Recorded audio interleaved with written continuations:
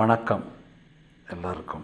நாளைக்கு Nifty 50 and bank Nifty ரெண்டுமே gap up opening தான் இருக்கும். 23/10/2025.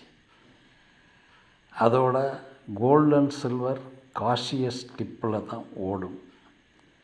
இன்ட்ரெஸ்ட் ரேட்டு எதுவும் மாறினா தான், இல்லை என்றால் கிடையாது. ஆகவே நாளைக்கு ஒரு வித்தியாசமான இதாக தான் கோல்டு சில்வர் இருக்கும். இது gap up opening bank Nifty 50ல் கேப் அப் ஆகி அப்போ இறங்கக்கூட செய்யலாம். நாளைக்கு anyway careful study and trading தான் முக்கியமாக இருக்குது. இது ஒன்லி மார்க்கெட் ட்ரெண்டின் அடிப்படையில் பேசப்பட்டிருக்கு.